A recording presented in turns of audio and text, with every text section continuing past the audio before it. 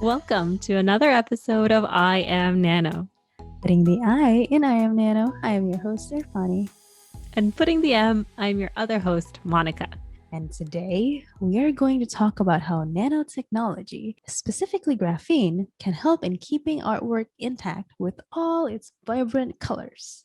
Yeah, this is really awesome work coming from a collaboration in research labs in Greece and Italy that was published in Nature Nanotechnology on July 1st, 2021.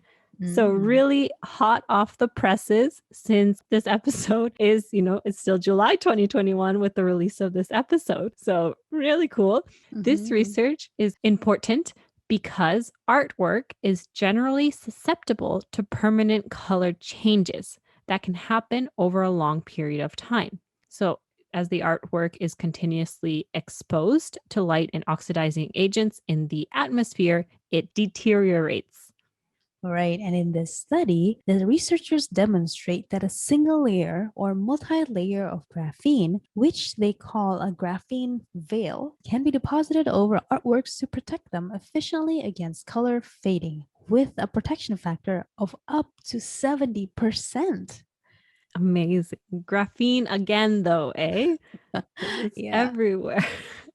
But honestly, the more we talk about it, the more we realize that yes, it really is a wonder material because we can use it in so many different applications. We can make very large, thin, yet clear veils of graphene that block out ultraviolet light. And the film is impermeable to oxygen, moisture, and corrosive agents. Therefore, this lit update showcases the potential of graphene to be used as a transparent layer for the protection of art objects in museums during storage and transportation. Yeah, color fading is a major problem for painted artworks. One of the more famous examples of this is in Vincent van Gogh's Sunflower painting, which includes photosensitive lead pigments. Now, originally, the sunflowers were bright yellow, but over the past 140 years, due to light exposure, they actually turned greenish brown, not so sunflowery. And this painting contains crystals of red lead that have turned also into white over time due to the reaction of paint impurities with light and carbon dioxide, so CO2.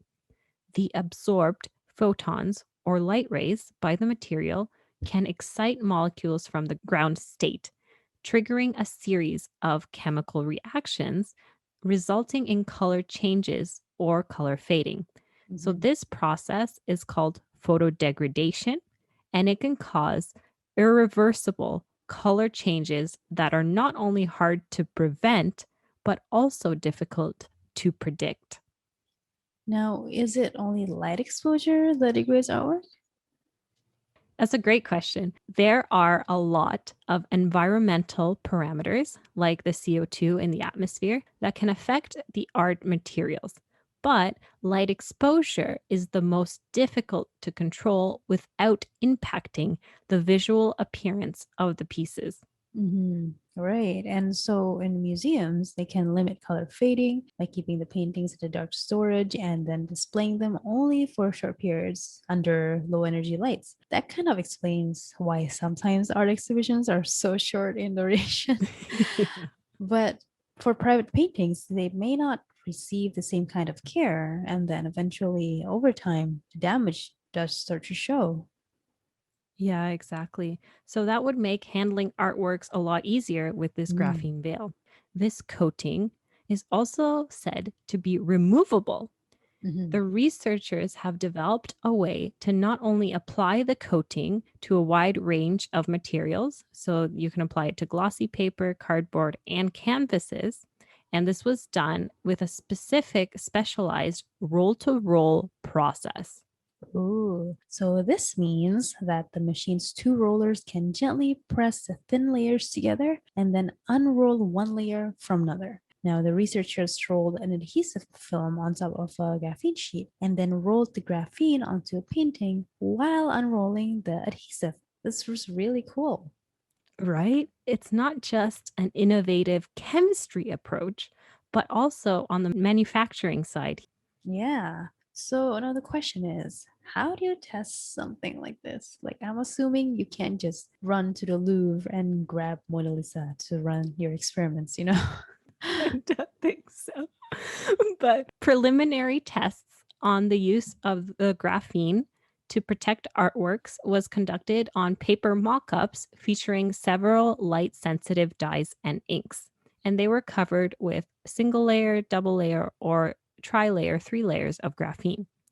For testing, they used what is called Raman spectroscopy. So, that is a technique that has nothing to do with ramen noodles, but can make you just as hungry by saying it so often. But Raman, the spectroscopy, is all about shining a laser to your material.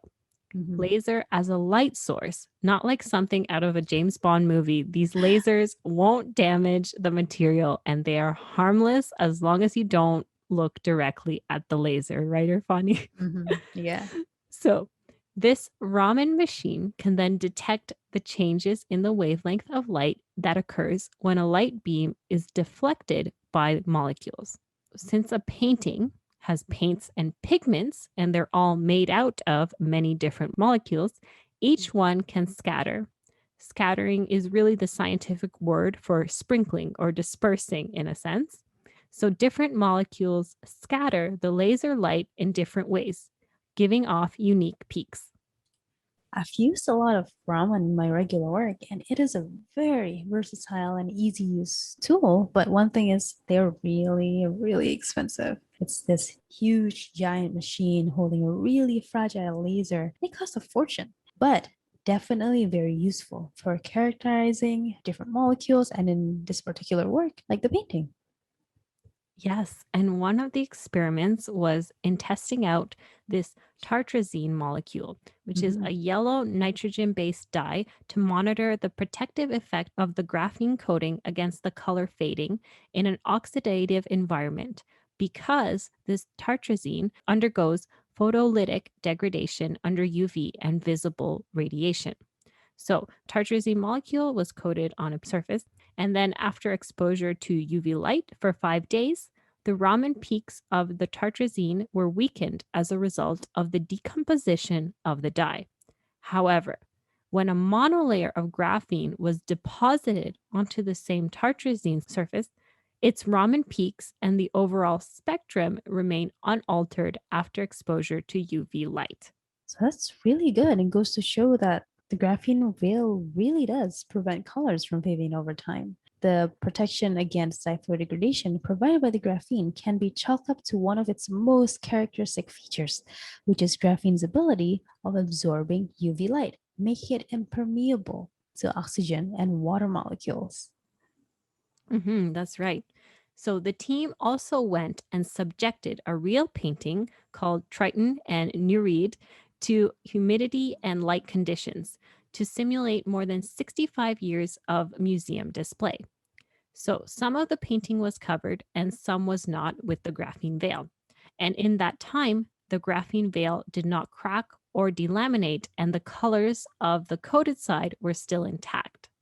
Wow, that's really cool. So the graphene veil is also flexible enough to bend with the topography of the painting. So it could protect the paintings on display or on the move. And then it can be removed easily when it's no longer needed. So it's really, really convenient and really cool.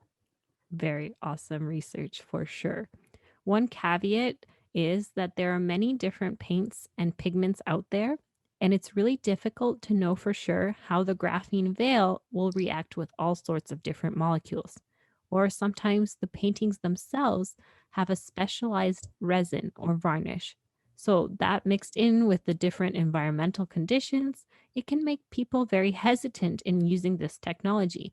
Even Mhm. though, in theory, it shouldn't have any damages, you don't want to go and put this graphene coating and potentially damage or erase the scream or the girl Mhm. with pearl earrings with something you don't completely understand how it works yet.